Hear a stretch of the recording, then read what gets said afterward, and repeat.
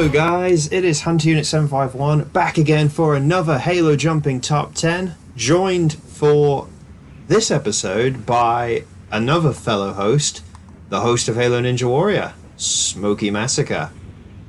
Hey, how's it going? I think it's my first time in the Jedi Temple with you. Yes, I think... No, you haven't done the quiz either, so yeah, this is the first time in the temple, in the library, doing a top 10. Probably a good thing I haven't done the quiz yet, but you know. And we're here to do, for this top 10, to focus on a very specific moment. As you guys may have figured out, because we're in August and the tournament has been announced, and I've probably waffled on about it a few times, but this month celebrates 10 years since the first official Ninja War of Halo tournament began on Halo Reach. And obviously, as I say, that wasn't the first ever tournament, but it was the first one where I started actually doing this properly, as a proper course and stuff.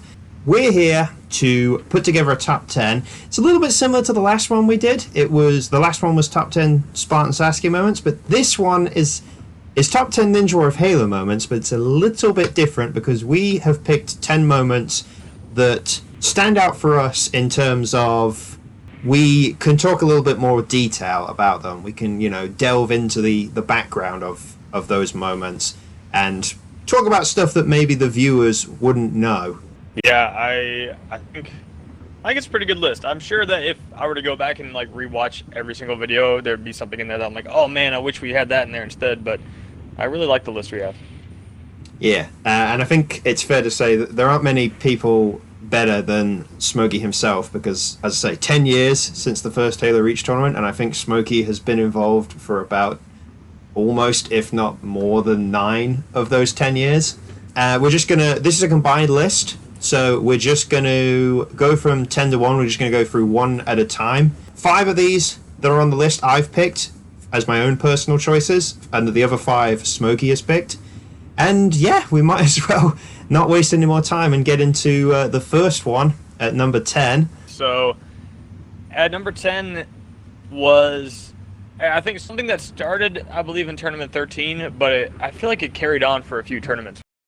There was a very nice spectator platform on the side of Stage 1 on some of those tournaments on, what was it, Forge Island? Forge Island, yeah. And essentially, one thing that we would do for a little sideline entertainment is drive the Warthog there. Why was there a Warthog there? I think the only reason I can think of is because the bridge was so long to spectate, and if people wanted to catch up quickly, they could just drive the Warthog down the bridge. Yeah, but the other thing you could do with it is drive at full speed down the bridge and use an incineration cannon. Also, don't know why that was there, but you could use the incineration cannon and just destroy the Warthog at full speed, and it would go flying, and that was so entertaining. It was like one of the most entertaining things to do on the sidelines. So I don't know why that's something that sticks in my memory, but it was a fun time, and I think remembering moments like that where we're just all out there having fun on the course, whether it's on the obstacles or on the spectator platform, that's a big aspect of these tournaments. Did it need to be there? Maybe not, but yeah, it was definitely really fun to just sort of see how far we could launch that thing. For the viewers watching at home right now, you're probably seeing the same clip over and over again, because we did there's not a lot to show, but we did record the one clip once. It was the intro before someone's run. I can't remember who it was off the top of my head. I think it was a complete random person, but yeah, it's one of those little things that you would not know about just from watching the episodes, unless you were part of the group at that time. But it's something that was really, really fun to do and really funny. Yeah, so number 9, this is my first one, I believe. This was the Tournament 6 training house that was made by Xdom the Bomb X, specifically to prepare for the Tournament 6 course. The training house itself was a really fun little thing that I discovered that Dom had forged that ended up making it into the tournament on his profile. I think Dom's little gym was something that I saw pretty early on. I don't think I'd been competing for very long when I first saw it, in one of your videos, and I always thought, man, That's so cool. That's so clever. Like, I want to do something like that. And I actually did build like some practice gyms and would definitely use them a lot. So seeing that in a video was, I think, I don't know if I'm the only one that impacted like that, but I'd like to think that other people saw that and were like, oh man, this would be a nice little way to practice. One of the funny things I always remember specifically about it is he has a jump hang in there, and Tournament 5 obviously was the first tournament that had the jump hang and the warped wall, and he was the first person to ever attempt and fail the jump hang. Oh man. And I always remember on the run it was really funny because back then I'm not sure if I released the maps early so that people could see it. Maybe there was a brief period where people could get to look at the maps. Then the tournament would start. I'd make any final changes before the tournament starts, and then you go for it. And I think, from what I remember, Dom, it came around to the tournament. He did his run straight away. It must have been with no practice, because he got to the jump hang, picked up the sprint, went for it, and just as he went for it, he went, "Oh, you changed it!" and then failed miserably at it. I can't remember what the change was, but yeah, he ended up failing it, and that's why when I saw him put his jump hang in the training house, it always reminds me of his Tournament 5 fail. That's great. So number 8, this is a guy that he gets a few mentions on my videos, maybe not so much on the other courses because he doesn't compete as much, but we got to give some love here to Sakeshi, and I want to talk about specifically his shining moment on my course. Maybe you could say his shining moment in jumping in general, when he beat stage 1 in tournament 11. Specifically his reaction. It was an unbelievably amazing moment for Sakeshi, because up to that point he really hadn't done a lot. I think his personal best was maybe to get to the jump hang in tournament 10, but prior to that, he really didn't do much. He showed up. He kind of failed early. He actually did progressively get further and further on each of his first 5 or 6 appearances. But then tournament 11 came round, and watching the run live, it was he just kept getting further and further and further, and he got to the last obstacle. He was running out of time. I wasn't sure if he was going to make it, and then he cleared with about. It was either 1 second or 1.5 seconds left. I told him he'd done it, and his reaction was just, "Wait, I did it!" It was so nice. He just, I don't think he was expecting to beat stage 1. It was just a lovely moment, and to see how his career has gone since then. He's had a handful of good performances on my course since, and he's done your course 11 times now as well, hasn't he? If you include 23. Unfortunately, yeah. But I think that's why hearing about him having success in that moment is so cool to me to think about, because I never got to have that. Not on my course. I mean, not yet. He's still got a chance. I think that guy's legit. I mean, he's a good jumper when he puts in the practice. So I would love to see him actually succeed on my course too. Yeah, he's one of those guys that you really don't see a lot of him. In the grand scheme of things, with the way the community is nowadays, the amount you see all kinds of different people, Sakeshi is the sort of person you do not see Sakeshi very often. He turns up into the parties to do the tournaments, to run the courses. He's more than happy to do them. Obviously, that means we don't know how much practice he's putting in, but he's one of those guys that's just clearly just a big fan of halo jumping and is always happy to do the courses, and it's just great to see him on other courses. It always puts a smile on my face whenever Sakeshi jumps into my party ready to do a run on my course. Yeah. Well, shout out to Sakeshi. Another one. Yeah. I'm excited for this next one. Yes. At number 7. So this is mine. Hunter, it's funny you mentioned Sakeshi. What did he say? He said, "Wait, I cleared it?" Yeah, something like that. You've had some great quotes throughout your tournaments from the competitors that maybe people just kind of know of, talking about it in the community, maybe not so much like in the episodes themselves. But luckily, in the episodes, we do get to hear all of your great quotes.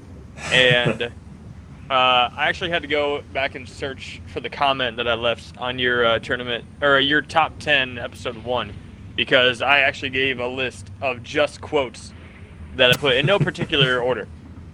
So here are some of my favorite quotes of yours. I'm not going to do an impression. At least I'm going to try. I'll see if I can sync up the audio clip to Smokey's quotes. Yeah. Let's go for it. So there's the classic. He's undone. He's undone by the flying chute. This one's about me. Smokey, you beauty. I'm not going to say it the way you said it because that was too intense for me. Now for the bounce tank. Now I seriously wouldn't recommend doing what Smokey's about to do. Smokey! Oh, you beauty! One of my favorites, honestly, is no. Sane! No. The warped wall is killing his run. There's no, he's not Drago when Drago failed in tournament 12, I think. He's doing the same technique as Smokey, gonna pole vault it. No, he's not! Drago! Hello, guys, which people have already heard today. I don't remember when this one was, but I love it. He's got a real chance now. Some of the other ones, goodbye. How you end all the episodes. I put, there's 2 others on this list that I don't want to mention yet because maybe I'll explain later. But the last one I'll mention for right now is, go on, son. And he gets on it first time! Nicely done. Go on, son. Go on, Snod. So, yeah, that's just some of those quotes. I thought that deserves a mention on the list if we're talking about 10 years of these tournaments. That's 10 years of videos and 10 years of memorable quotes. The no is the Sane fail in 14. Some of these quotes, I do them, and I'm genuinely not doing them, expecting them to get a laugh. So that one specifically, I remembered it happened, and you just burst out laughing. A quote like that, or one of those like that, it's become so memorable to some of these guys that it always sticks in my mind. I know what episode it is, who it is. One of the reasons my episodes stand out is because of my commentary. And it's not through any deliberate intent. Sometimes it just comes out like that. It makes people laugh. It makes the episodes more memorable. It definitely does. So number 6 is my one. This is another one. This is another one that's very, very general rather than a specific moment, a bit like the quotes. Throughout the entire course's history, I want to say, there's always been competitors that have just come out of nowhere to be success stories, surprise successes. I really do feel like the number of successes that have just come out of nowhere on my course is easily the most out of any of the other courses, because there's been such a variety throughout the different tournaments, the different games, the variety there's been from people like Neuromac or something on Halo 4 to, I don't know, Red Apparition on Halo Reach, another fanboy a bit like Sakeshi who just wanted to do the courses, cleared stage 1 once, ended up coming in 2nd place, almost getting to stage 3 in tournament 7, and then even like more recently, or the tournament that is coming out right now, tournament 21, there's 6 people on stage 2 for their first time, and some of those guys are people that are not really well known, but they've done my tournaments, they've kept coming back, and they've been successful. That's got to be one of my favorite aspects of doing tournaments is seeing people have these breakout performances, because when you see someone like yourself, Hunter, who you've cleared my stage 20 plus times now, it's exciting to watch that keep happening, but if that was all that the audience got, they might be like, okay, well, we want something different. And it's those people that offer that difference. They show up, and you might have seen them fail stage 1 8 times, and then they finally clear it. And it's like, man, if they can do that, then I can do it too. And that's what inspires new jumpers and gets new people on the course. And that's what I look forward to every single time I start up a tournament. The variety, the huge variety that beats stage 1 or stage 2 or any stage really, and has success on my course. It's just one of those moments that I absolutely love. when it happens live during the tournament being hosted, and then when I actually get to the editing side of it. Just a great thing to look forward to, and a thing that always motivates me when it comes to hosting these tournaments. Yep. Well, with success, there is also failure. And yes. That takes us on to, we're in the top half now, number 5. Number 5, yeah. This one is going to hurt a little bit to talk about. At number 5, we have the bloodbath that was stage 1 of Tournament 19. So, in Tournament 19, there were 100 runs at stage 1, obviously, and only 3 people were able to clear. And the list is pretty interesting. Flame, Puma, and Gotenks. I think Gotenks might be the biggest shocker to me on there because, you know, he's interesting when it comes to other courses. I know he's really great and consistent on mine, but that's because he puts in the most practice on mine. So the fact that he did that was surprising to me. But only 3 people, that means a lot of competitors failed. So Gotenks was the last person to clear. He was number 83.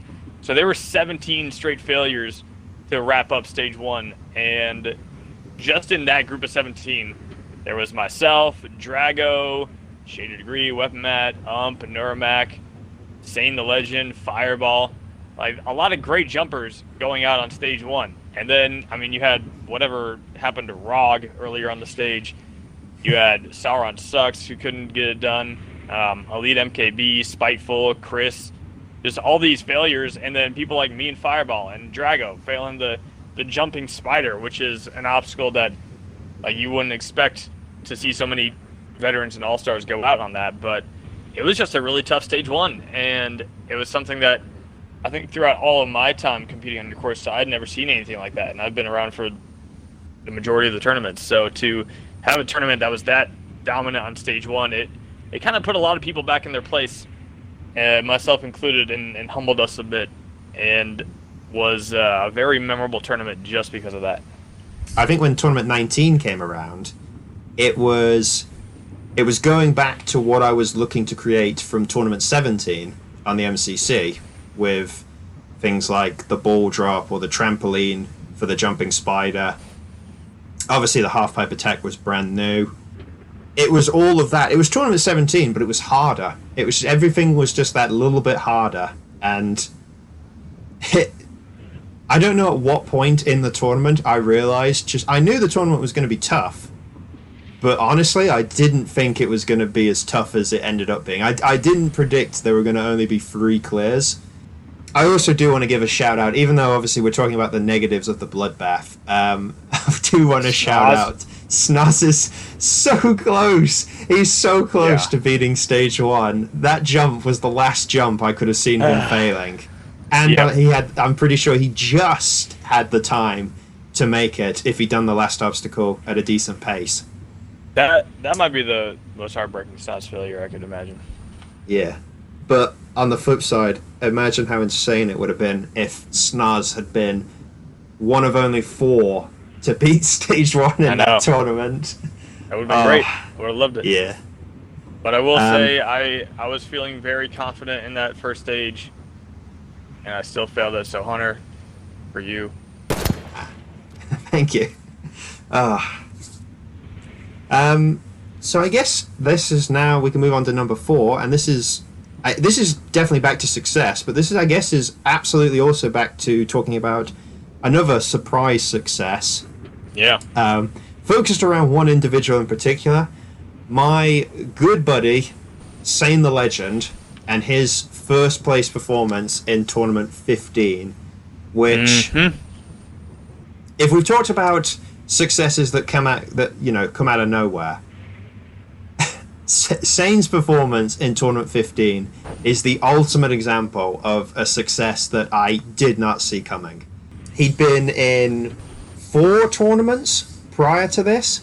He beat stage 1 on his debut, went out on the very first obstacle on stage 2, and then 3 appearances after that, failed stage 1 all 3 times. He did get to the last obstacle in Tournament 14, but yeah, Tournament 15, it just looked like it meant nothing to him. From what I remember of the run live, he was just really solid on stage 1, He maybe put in a bit more practice than he had done previously, but he looked really smooth on stage 1 and got the job done. Stage 2, he made it look like that tournament 10 fail had never happened. He just did the same thing at stage 1. He just looked really smooth, knew what he was doing, got through it solidly. But then it was on stage 3. He just, obstacle by obstacle, worked his way through it. Very slowly, I'll admit. If there's one stage that is suited to Sane, it is a stage 3. Because anyone that knows Sane knows the amount of jump maps he's made, the variety. And because of that, I think that's where Sane is in his prime, or in his comfort zone, when it comes to something like stage 3. I don't want to say that Sane's whole career of maybe like why he hasn't done as well as he could have done is because he's under the pressure of a time limit. But if you put Sane on a stage 3, he can take as much time as he wants, and that is absolutely perfect for Sane. And it all came together amazingly in that tournament 15. Yeah, whenever I look at that run, I just think of like the history of your course and all the people who've had success. Sane's run in tournament 15 is such a standout because it is probably the biggest success he's had on like in a tournament, and he deserves it. I mean, he puts in so much work when it comes to the jumping community with all the maps he's made. So I don't think anyone really deserved it more. And then he followed it up with a great run in tournament 16 as well, which is what I actually wanted to get into for number 3. So, at number 3, this one's not about any specific competitor, but it is about the entirety of Tournament 16's third stage. So, you'll have to give me the number. How many people cleared stage 1? 22, a record. 22. And then, what, half of them got to stage 3? 11? Yep, 11. 11 on stage 3, also a record. Yeah, 11 people on stage 3 was, that's like, you don't see that a lot. Like, I think the most I've ever had on my course is 8. And that was crazy to me. But seeing 11 people on stage 3, I think that's awesome because you get to see so many different people attempting it, and you really don't know what's going to happen with all of them. And a lot of them had success. I mean, what was it? 5 people made it to the final obstacle. I really loved watching that stage 3. I mean, it was a shame that, some people couldn't get too far. Like, there was Drago, Dom, Gotenks couldn't get by the cliffhanger. Yeah. But seeing all those people get to the final jump and just seeing how intense that final jump is, because I had been there before. I'd failed it in 13. I got past it in 14. I don't want to talk about what I did in 15. But in tournament 16, I was able to get by it by the skin of my teeth. I think at one point I had like one wheel on the end. And all the other people, they had great attempts at it, but just couldn't quite get it done. So seeing the amount of experience that was on that stage 3 and the amount of people who had a chance at beating it, and to see how dominant that Mongoose slider still is, it was probably the most intense stage 3 episode I've ever seen. And my goodness, it was fun to watch. I think it was even divided into like stage 3 runs where was 2 that episodes. One that was over 2 different episodes. Yeah. So, the first 7 runs in one episode, and then the 4 All Stars in the last episode. The simple thing for me is I could split it out into 3 different things when it came to that stage 3. Obviously, when you got 11 people, like there's no tournament I can honestly say where the variety was better than that with the 11 there. The 3 things I would take from it, that I always take from it, was obviously the success. 9 of the 11 people that got to that stage 3 set personal bests for themselves. Yeah. 2 of them, the 2 that didn't, were Rhea and Drago, and that sort of that was the second point I was going to make. It defining like the end of the All Stars there. Drago. You had 3 people, 3 All Stars that were retiring, and they all had different endings. Drago was obviously very disappointing, going out early again. Dom was bittersweet because he failed the cliffhanger again, but he got a personal best out of it. And then Rhea, who had his best run since he got total victory, and got so close to getting back to the final stage. The third point, I'll always take away from that third stage, and this is you could just say the whole tournament in general. Fine margins. One wheel on the last jump of stage 3. If that hadn't happened, you might have had a tournament that ended on stage 3. You wouldn't have had a total victory, and we wouldn't have the era that we're in right now if it wasn't for fine margins like that. That means that if it wasn't for all that, we wouldn't have had number 2 on this list.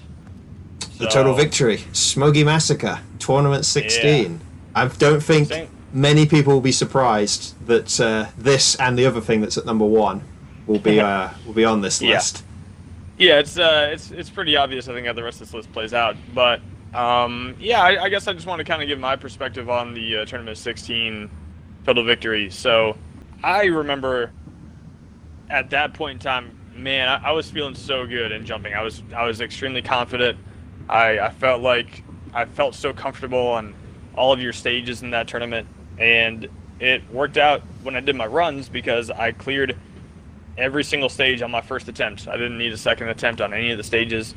It was super smooth. I know Puma was there the entire time watching my entire run, and after being to the final stage in Tournament 14, in Tournament 16 I was like so motivated to bounce back and get it done. And then the drama of that landing on the mongoose on stage 3 to make it to the final stage, like I don't think that could have gone any better. Like that was as real as it gets, and it was every time I watch it back I'm like, my goodness, I can't believe that happened. But on the final stage, 12 tournaments since the last total victory, and the thought of being the person who could finally end this drought, I guess you could say, of champions, that felt really special. And I felt like I put in enough work and time into your course that I felt like so many competitors would have deserved it if they had gotten it. And it would have been great to see someone else in the final stage with me, even if it was like me and Ree and Normac or whoever, and someone else got total victory and I didn't. It would have been fantastic either way. But I was the one who made it happen, and it was easily the defining moment in my jumping career. I think like I've had the 2 total victories on Rolex courses, which that feels very special too. But nothing will ever top hitting that buzzer on your final stage in Tournament 16. That's going to be the highlight of my jumping career, probably until it's over. It was just, it was a long time coming. The only other total victory, and I don't want to start talking about every other course, but the only other total victory I could really think that comes close to that is Fireballs on your course, where you can really say like it's been coming. It could have. Yeah, it was a build-up.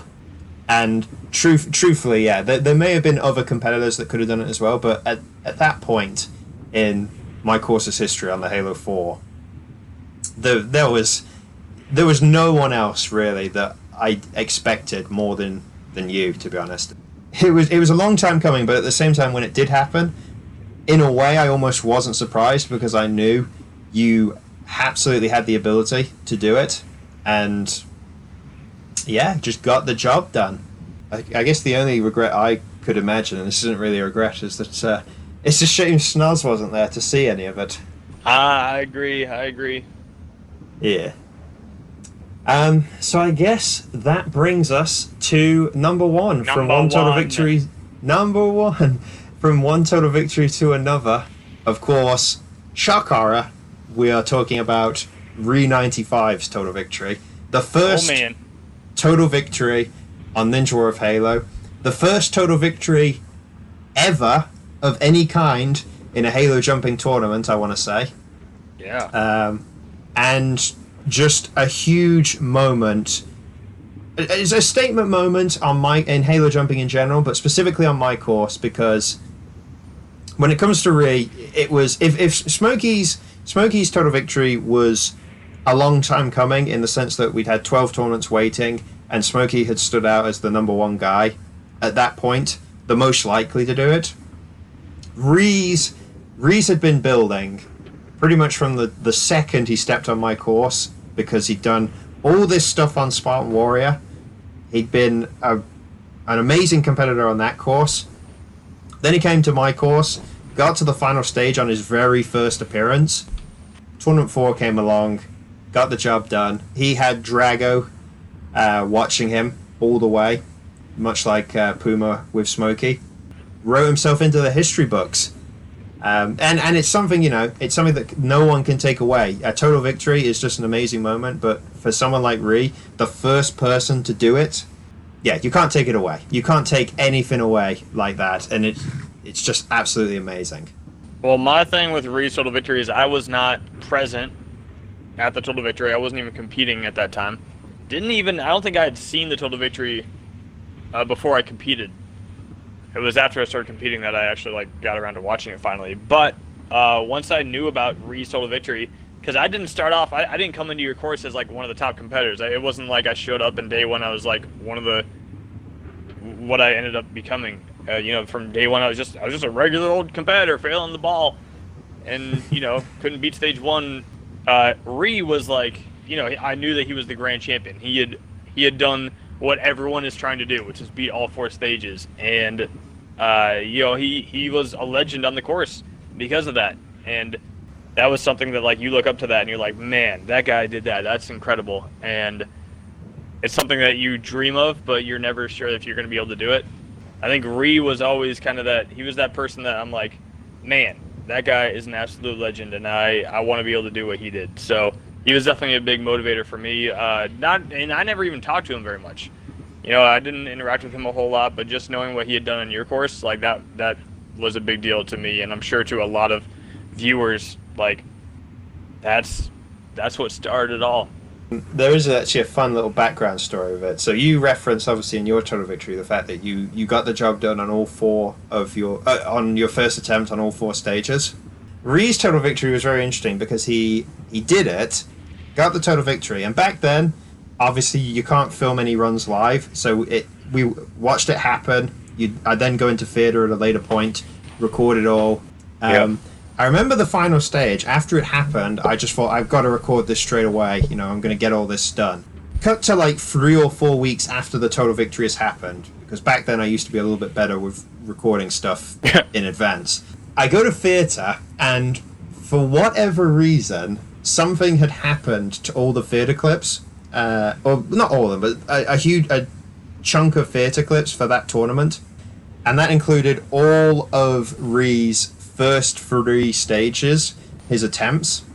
So I had to go and ask Ree if he could do all the stages again and beat them all again. So essentially, he, with the exception of the final stage, obviously, essentially he got total victory twice.